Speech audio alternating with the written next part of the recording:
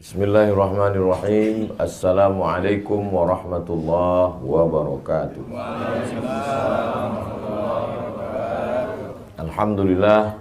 Allahumma salli ala Sayyidina Muhammad wa ala ali Sayyidina Muhammad.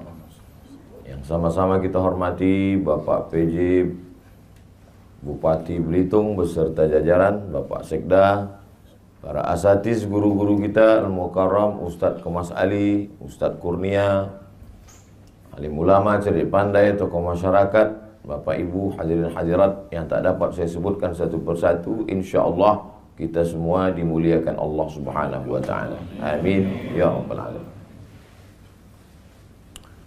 Innallaha idza ahabba 'abdan ista'malahu.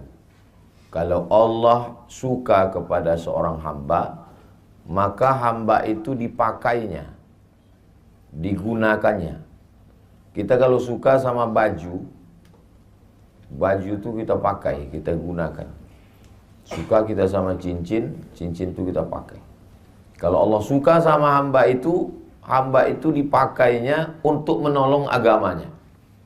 Nah, jadi mudah-mudahan kita termasuk yang dipakai Allah untuk menolong agamanya. Jadi ada beberapa kekeliruan orang, termasuk orang-orang tua pun keliru. Ustadz, bagaimana cara berangkat ke Mesir? Kata beberapa jamaah. Ya saya bilang, tamat pondok, ikut tes, urus paspor, bisa berangkat. Yang mau berangkat nih siapa Pak? Anak saya. Anaknya mau? Enggak.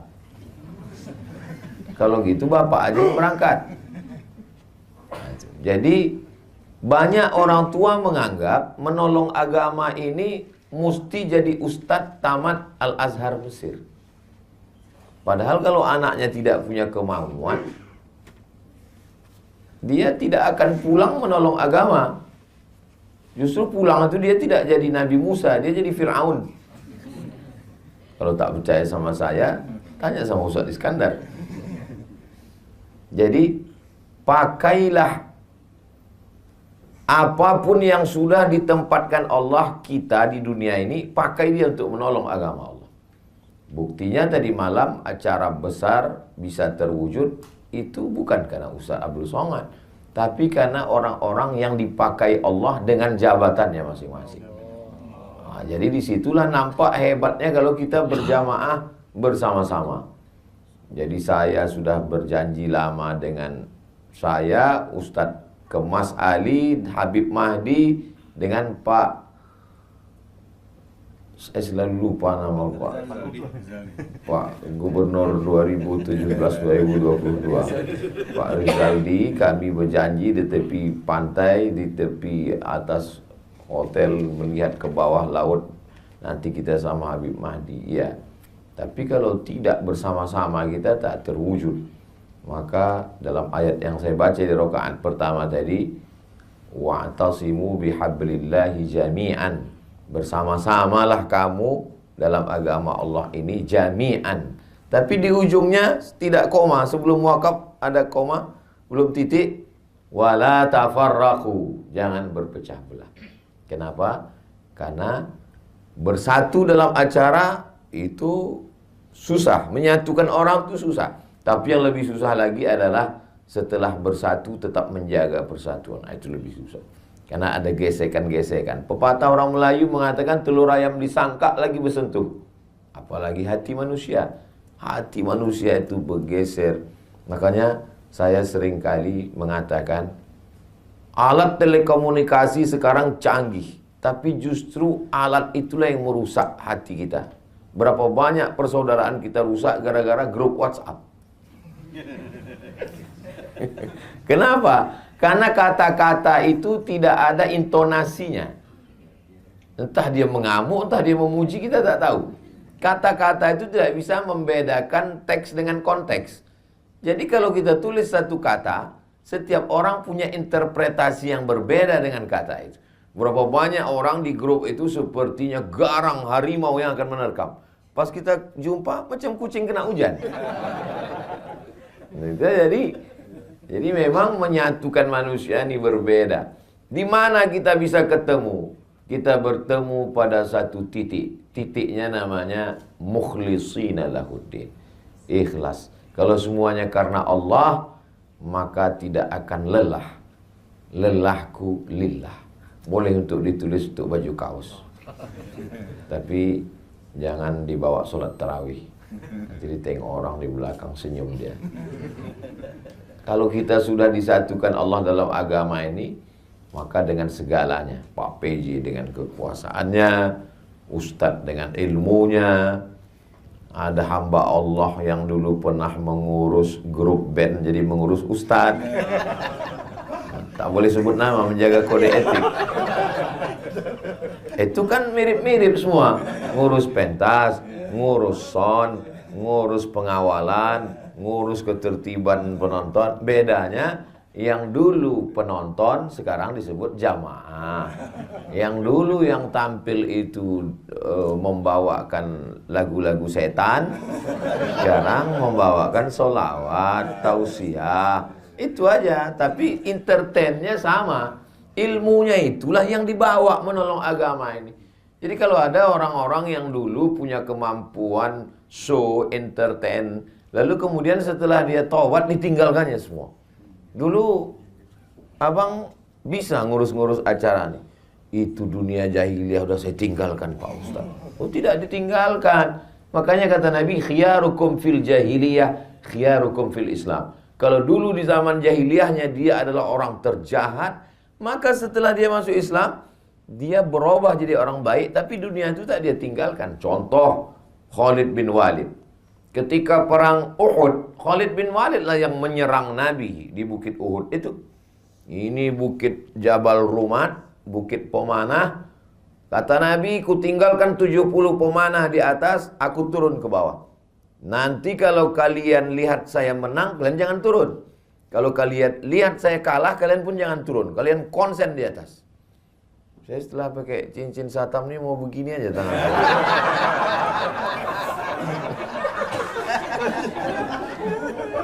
Rupanya pasukan Nabi menang di bawah. Mereka tak tahan melihat harta rampasan perang, turun mereka. Begitu turun pasukan pemanah dari atas, datang pasukan Khalid bin Walid dari belakang. Kalah pasukan Nabi. Tapi setelah Khalid bin Walid masuk Islam, dia tidak baca Yasin di masjid. Dia tidak hanya duduk berzikir. Dia tetap menjadi panglima perang. Bedanya, dulu menyerang Nabi, sekarang membela Nabi. Jadi sekarang banyak fenomena hijrah, pengusaha bertaubat, setelah habis itu duduk di masjid. Pas ditanya, gimana ruko bapak, gimana kebun sawit bapak, gimana bisnis bapak, gimana tambang bapak? Sudah saya tinggalkan semua Pak. Saya mau mati. Ya kalau mati kok tidak? Saya banyak ketemu orang mau resign. Saya mau resign nih Pak Ustaz. Orang kalau ngomong jangan patah, biarkan dia habis ngomong. Setelah habis dia bilang selesai semua, baru saya tanya, kalau bapak resign, keluar dari kantor, keluar dari BUMN, keluar dari ASN, siapa yang duduk di kursi bapak tinggalkan itu? Apa yakin yang menggantikan bapak lebih soleh, lebih baik daripada bapak? Enggak ada Pak Ustaz, setengah setan yang menggantikan. Berarti bapak membiarkan amanah ini diambil orang. Iya Pak Ustaz, tapi saya tak tahan duit-duit haram ini. Kasih ke saya. Jadi banyak orang berpikir yang dipikirkannya dirinya aja sendiri. Padahal kalau segenggam kekuasaan itu di tangannya, banyak yang bisa dia lakukan. Jadi kalau ada orang berpikir yang penting saya sholat subuh, yang penting saya puasa Senin Kamis, yang penting saya tahajud malam, yang penting saya berzikir. Kalau begitulah cara berpikir, takkan merdeka Palestina oleh Salahuddin Al-Ayyubi. Tidak akan menang umat Islam melawan Konstantin oleh Muhammad Al-Fatih. Takkan menang Islam berkuasa di Spanyol oleh menjebol Selat Gibraltar oleh Jabal Tariq. Kenapa? Egois, berpikir diri sendiri. Nabi ketika menerima wahyu, Iqra bismi rabbikal ladzi khalaq, khalaqal insana min 'alaqin, Iqra wa rabbukal akramul ladzi 'allama bil qalam, 'allamal insana ma lam ya'lam, di atas Jabal Nur. Apakah ketika itu dia hanya baca Quran? Tidak. Setelah menerima wahyu dia turun ke bawah, jumpa dengan Abu Jahal, jumpa dengan Abu Lahab, berinteraksi sosial dengan manusia. Nah sekarang banyak orang kalau bertobat ke masjid, menegur kita pun dianggapnya kita setengah setan. Padahal kita adalah masih lagi di dunia, masih kita berjuang. Jadi paling tidak menolong agama Allah ini ada 5 manusia. Yang pertama adalah orang yang bisa menggunakan telunjuknya. Kalau ditunjuknya jalan berlobang, langsung licin beraspal. Kalau ditunjuknya acara, langsung jadi. Beda sama saya. Saya tunjuk beberapa jalan sampai sekarang belum beraspal. Karena saya tak ada kekuasaan. Orang-orang yang punya kekuasaan ini dipakai untuk menolong agama Allah luar biasa. Tunjuk jalan, berdiri pondok pesantren. Tunjuk lagi tanah, berdiri Islamic Center. Tunjuk lagi, berdiri tahfiz Quran. Tunjuk lagi, keluar perda, perbub, pergub, madrasah diniyah. Tunjuk lagi, berdirilah lembaga-lembaga, Badan Amil Zakat Nasional, Bank Muamalat, LPTQ, Lembaga Pengembangan Tilawatil Quran, Badan Wakaf Indonesia. Itu kan atas persetujuan telunjuk. Itu tak selesai dengan ceramah. Itu tidak selesai dengan tablik akbar. Tablik akbar itu hanya permulaan start untuk berbuat. Kenapa? Opini publik dipengaruhi dengan tablik akbar. Betapa dulu terjadi perubahan. Dulu masih saya ingat tahun-tahun 90-an zaman saya SMP. Itu dulu anggota dewan kalau mau kampanye ngundang penyanyi dangdut. Sekarang terjadi perubahan. Ustadz ceramah. Terlepas dari plus minusnya, bahwa terjadi ada perubahan opini publik. Apa maknanya? Publik sudah berubah. Akibat apa itu? Banyaknya tabligh akbar, pengajian. Maka orang-orang yang punya telunjuk, maka di ujung telunjuknya bisa dipakai untuk menolong agama Allah Subhanahu wa taala. Jadi saya subuh ini semangat nih karena banyak orang yang bertelunjuk yang bisa pakai. Nah, tapi kalau udah di depan saya orang-orang yang pensiun, pernah saya diundang ke acara. Itu saya tak terlalu semangat. Saya ceritanya bagaimana menghadapi sakratul maut. Tapi ucapan saya. Kenapa? Karena saya suka kali kalau saya jumpa sama orang, saya katakan bahwa semua ini berakhir, tapi kita mau meninggalkan sesuatu. Sampai saya di Kairo tahun 2017. Setelah pulang 2002 saya tak pernah ke Mesir lagi. Pas 2017 saya datang lagi karena rindu. Sebulan saya di sana. Diundanglah sama KMM, Kesepakatan Mahasiswa Minangkabau. Bagus sekali rumahnya, 3 lantai. Di bawah tuh basement, lantai 1, lantai 2, lantai 3, atap lapang. Kanan, kiri, kamar, besar rumah bisa berkumpul. Saya bilang bagus sekali rumah kalian ini. Ini Pak Gubernur kami yang belikan Pak Ustadz. Udah berhenti dia dengan 1 tanda tangan. Mengalir berapa banyak orang yang akan belajar sampai hari kiamat. Hanya dengan 1 tanda tangan. Lalu kemudian saya jumpa dengan beberapa sahabat-sahabat yang dekat. Saya bilang, bagusnya Pak, kalau kita tidak ulama, tapi kita bisa dapat amal jariah. Bapak kirimlah ini anak-anak yang tercerdas, terpintar, buat tes, berangkatkan. Kemarin datang dia ke rumah menyambut bulan puasa. Alhamdulillah Ustaz Somad, sudah kita kirim 10 ke Mesir. Masya Allah. Makannya Pak, saya tanggung. Saya cemas juga dikirimnya meninggal orang. Nah, apa makan dia di Mesir kan? Kami tanggung Pak Ustadz. Ongkos pulangnya Pak, kami tanggung. Lapang saya. Apa untungnya sama Ustadz? Tak ada untung, tak ada. Anak kemanakan saya masuk di situ, keluarga saya tak ada. Tapi membalaskan sakit hati saya dulu. Karena saya dulu berangkat tak ditanggung Pemda. Sakit hati saya. Berangkat tak ditanggung, beasiswa tak dikasih, pulang. Berangkat tak diantar, pulang tak dijemput. Macam Ustadz hantu. Maka di mana-mana selalu saya pesankan itu. Supaya apa? Membalaskan sakit hati saya. Bapak udah kirim? Ya. Tahun berapa sekarang anak itu? Tahun 1. Berarti Bapak punya kesempatan 3 tahun lagi Pak. Apa itu Pak Ustadz? Bebaskan tanah, buat masjid, Islamic Center, TK Quran, SD Quran, SMP Quran, SMA Quran, Sehingga nanti selama 3 tahun ini bapak bangun, anak-anak tuh pulang, diikat dia. Karena kalau tidak diikat, waktu turun dia di Jakarta, nikah dia sama orang Jakarta. Udahlah kita habis APBD nyekolahkan dia, tiba-tiba dia tidak memberikan kontribusi, buat dia kontraknya.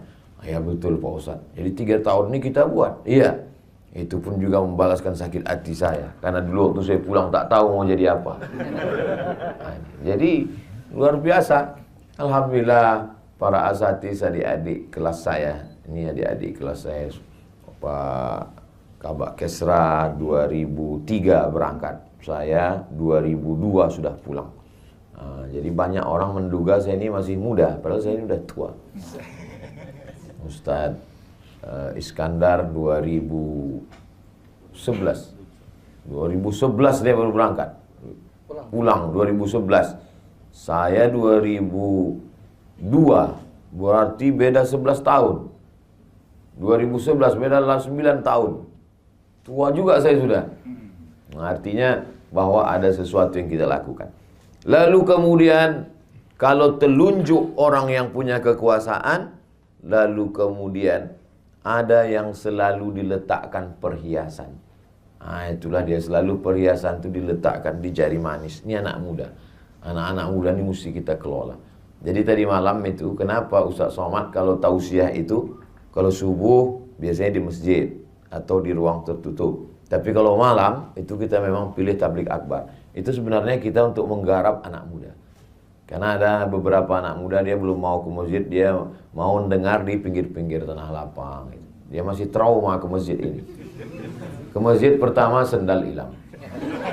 Ke masjid kedua helm hilang. Ke masjid ketiga, kawan yang sama-sama itu meninggal. Jadi nama penyakitnya Masjid Traumatic Syndrome. Jadi orang-orang begini ini mesti dijinakkan lagi dengan tanah lapang. Jadi berawal dari tanah lapang, lama-lama ujungnya juga ke masjid. Bukan berarti hanya berhenti di tanah lapang, enggak.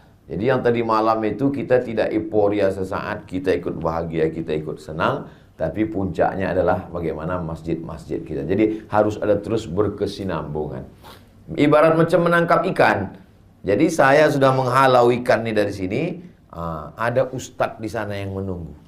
Makanya Ustadz Kurnia pun menunggu ikan ini sekarang. Terserahlah entah ikan apa yang datang. Siapkan memanglah jalannya.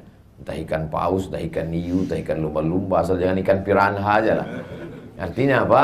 Kita bekerja sama. Makanya selalu saya katakan, masukkan anak ke pesantren, masukkan anak ke pendidikan yang dikelola para habaib, para kiai kita, masukkan ke madrasah. Itu dalam rangka menghalau ini.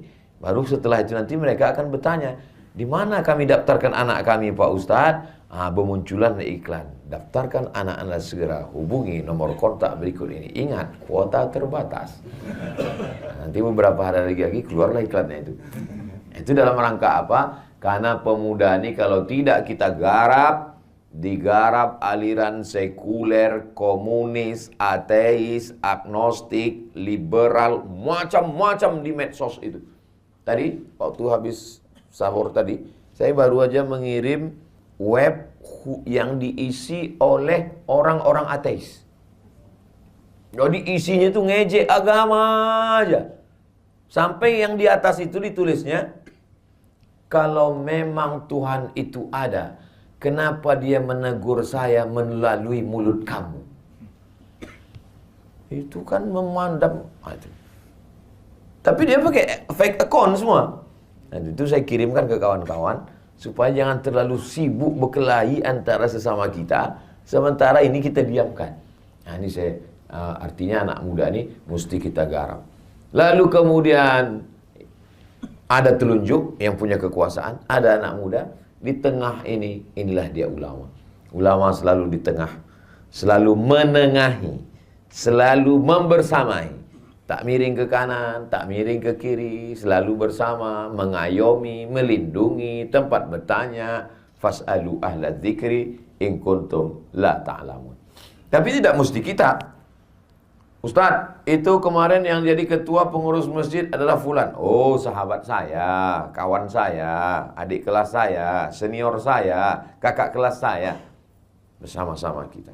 Jadi orang melihat kita. Kalau saya salah, yang disalahkan orang bukan Abdul Somad, yang disalahkan Al-Azhar. Yang disalahkan orang adalah semua kena. Ustadz Iskandar kena, Ustadz Kurnia pun kena. Itu kan kakak kelas kau itu kan, kata dia. Ustadz Kurnia kenal dengan Ustadz Somad? Oh, kakak kelas saya. Oh ya, dulu memang pernah, tapi sekarang udah lama tak jumpa. Alhamdulillah. Mudah-mudahan kita istiqomah insyaAllah. Karena kita sudah membawa Islam, sudah membawa Quran, membawa hadis Nabi. Jadi tidak hanya sekedar membawa personal nama kita. Saya dikasih tahu tadi sampai 5.30, setengah 6. Terasa juga dia jam sudah dekat. Telunjuk ulama, anak muda. Kelingking ini jangan disepelekan. Walaupun dia kecil, kalau tak ada dia cuma mengorek upil. Kalau tak ada dia cuma mengorek telinga. Gatal lubang telinga kita. Takkan mungkin pakai jempol. Besar betul lubang telinga. Artinya apa? Memang ada orang-orang kecil, tapi jangan lupa, boleh jadi azab Allah itu tidak turun karena yang kecil-kecil ini. Orang kecil itu lebih ikhlas. Orang kecil itu lebih tulus. Orang kecil itu lebih dekat kepada Allah. Kenapa? Rahmat Allah itu turun di hati yang hancur berkeping. Boleh untuk update status besok pagi. Mana tahu ada adik-adik yang hatinya hancur berkeping. Kenapa kadang hidup kita itu dibuat Allah hancur babak belur, berkeping macam kaca jatuh ke batu? Karena di saat itulah sujud kita lebih lama. Karena di saat itulah air mata kita menetes. Kalau kita di atas awan, bangsawan, bangsa yang hidup di atas awan, kita mungkin angkuh dan sombong. Tapi kalau kita sudah jatuh terjerembab, saat kita berteriak, tak ada lagi manusia mau mendengar kita, berbisiklah ke tanah. Malaikat-malaikat di langit akan mengaminkan doa kita. Saya sejak di Belitung ini puitis pula sekarang. Nah, maka orang-orang kecil sepele ini jangan disia-siakan. Masya Allah, tabarakallah.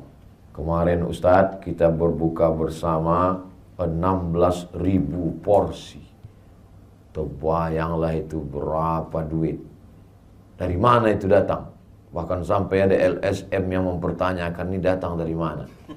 Tapi panitia kita luar biasa. Kalau abang mau nambah duitnya silakan datang. Dan mantap. Gak perlu marah-marah. Gak perlu ngamuk-ngamuk. Kenapa tanya-tanya? Ini tak perlu. Ini dari mana duitnya? Kalau mau nambah silakan datang. Kalau nggak mau nambah, ya paling tidak jangan nambah beban. Kan sudah. Lebih baik lembut tapi mengena. Untuk apa keras tak kena? Begitulah. Dari mana jawaban-jawaban lembut itu datang? Dari Allah. Allah kirimkan ke hati dan pikiran orang beriman supaya orang tak tersinggung. Tapi mengena dalam hati. Sampai mati dia ingat itu. Akan datang kalau ada acara tabligh akbar lagi, mau menelpon, kena lagi nanti gitu. Begitulah Allah SWT cara melindungi. Kadang kita tak pernah terpikirkan sesuatu, tapi Allah yang membisikkan. Kalau bisikan datang dari malaikat yang dikirim oleh Allah, ilham namanya. Kalau bisikan yang datang dari setan, waswasah namanya. Lil insani lammatani. Manusia itu punya bisikan. Datang dari setan, datang dari malaikat. Kalau kita berwudu, kita beristighfar, kita sholat sunat, kita istiqomah, datang bisikan-bisikan yang kadang tak terlintas di hati dan pikiran kita. Begitu juga kalau kita jahat, kita buat dosa, datang juga bisikan-bisikan untuk buat dosa yang tak terlintas di hati pendosa sekalipun. Ada aja ide-idemu untuk buat dosa itu yang tak terpikirkan orang. Jadi kalau Bapak Ibu melihat ada orang, heran. Dia kalau mau buat dosa ini ada aja idenya Pak Ustaz. Berarti memang kawan-kawan setan. Satu geng dia. Yang punya telunjuk, sudah. Yang penengah, sudah. Anak muda, sudah. Orang kecil, sudah. Ada orang-orang yang perlu selalu diberikan pujian. Ini mak-mak garis keras. Mereka ini gerakannya luar biasa. Selalu siap. Ibu bawa makanan, siapkan jamaah, siap katanya. Tapi mesti sering. Masih dikasih sering, dikasih gini. Mantap. Support luar biasa. Perempuan itu dia ingin mendengarkan kata-kata pujian. Makanya Nabi menggunakan itu. Apa kata Nabi kepada Sayyidatuna Aisyah? Ya Humaira, wahai engkau yang kulitnya putih, kalau kena cahaya matahari kemerah-merahan. Jadi terngiang tuh di telinga. Boleh Pak Ustadz, istri saya panggil wahai orang yang kulitnya putih, kena cahaya cahaya matahari kemerah. Apa pula salahnya? Pulang dari sini nanti panggil, ya Humaira. Tapi kalau bisa sesudah berbuka. Kalau jam 2, jam 1 ya Humaira, kau ngejek aku ya, kata dia. Janganlah terlalu jujur. Ini terlalu jujur balik, ya Hajar Aswad. Ngamuk lah dia. Jadi kita memang harus selalu memberikan kata-kata yang baik, mengangkat hati, perasaan, mensupport, memberikan. Kita pun terasa itu. Kadang ada orang-orang, tapi jangan terlalu berlebihan. Dia macam garam juga itu. Kalau pas dia penempatan garamnya itu pas dia enak. Tapi kalau terlalu berlebihan, asam, apa kita pusing kepala kita mendengar pujian-pujian. Makanya kata Nabi, kalau orang terlampau memuji, ambillah pasir dan hembuskan ke wajahnya. Jadi kita pun siapkan, letakkan pasir. Kalau ada orang terlampau memuji, kenapa bapak gini kan banyak kali bercerita.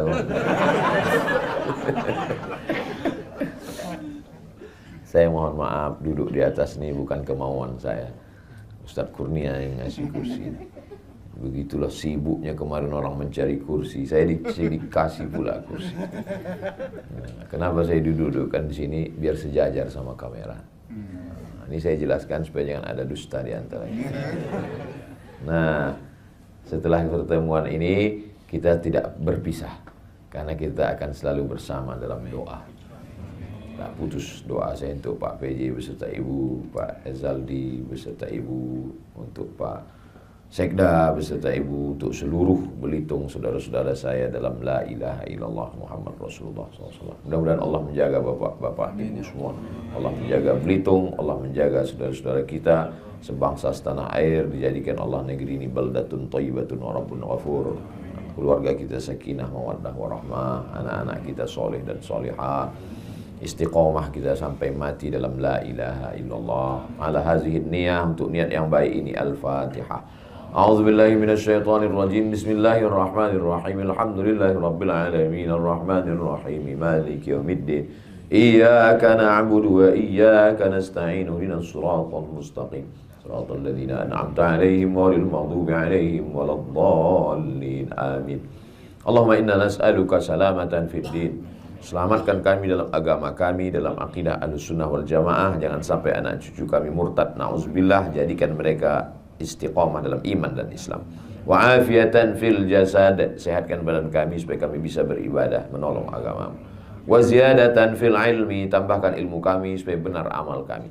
Wa barakatan fil rizqi. Berkahi rezeki kami supaya kami bisa menolong dengan wakaf, zakat, infak dan sedekah. Wa taubatan qablal maut. Dosa kami banyak, berikan kami taubat sebelum mati. Wa rahmatan indal maut. Curahkan rahmatmu ketika kami mati. Wa maghfiratan ba'dal maut. Berikan kami ampunan sesudah kami mati. Allahumma hawwin alaina fi sakaratil maut. Ringankan kami ketika melewati sakaratul maut ya Allah. Wan najata minan nar. Selamat dari api neraka. Wal afwa indal hisab. Maafkan kami ketika nanti segala amal kami akan dihisab, dihitung di hadapan. Rabbana hab lana min azwajina. Jadikan pasangan hidup kami, suami, istri, anak-anak kami qurrata a'yun, sejuk dipandang mata, menenangkan hati kami. Rabbana hab lana minas shalihin. Jadikan anak kami anak-anak yang soleh dan solihah. Rabbana ighfir lana dzunubana wa liwalidayna. Ampunkan dosa kami, kedua orang tua kami, wa limasyayikhina, guru-guru kami, wa li zu'amaina, pemimpin-pemimpin kami yang soleh, yang baik. Wa liman hadarana, saudara-saudara kami yang hadir dalam majelis salat subuh ini. Waliman ghaba anna, yang tak dapat datang karena sakit, karena uzur syar'i, karena satu dan lain hal. Allahumma hdi qaumana, saudara kami yang belum dapat hidayah, bukakan pintu hidayah untuknya ya Allah. Allahumma khtim lana bi husnil khatimah, wa la takhtim alaina bi su'il khatimah. Allahumma ja'al akhir kalamina, jadikan akhir kalam kami inda intihai ajalina, ketika ajal kami sampai, kalimat yang keluar dari mulut kami, la ilaha illallah Muhammadur Rasulullah sallallahu alaihi wasallam. Kalimat haqqin 'alaiha nahya, dengan itu kami hidup, wa 'alaiha namutu, dengan itu kami mati, wa biha nub'atsu, dengan itu kami akan dibangkitkan di padang mahsyar. Rabbana atina fid dunya hasanah wa fil akhirati hasanah wa qina adzabannar. Wa sallallahu ala sayyidina Muhammad wa ala alihi washabbihi wasallam. Walhamdulillahi rabbil alamin. Taqabbalallahu minkum inna wa minkum taqabbal. Terima kasih kepada Bapak Ibu semua. Mohon maaf atas segala kesilapan dan kekhilafan. Kami akan bertolak menuju Palembang. Besok pagi saya pulang ke Pekanbaru. Mohon maaf lahir dan batin. Minal aidin wal faizin. Taqabbalallahu minna wa minkum sholihal a'mal. Wassalamualaikum warahmatullahi wabarakatuh.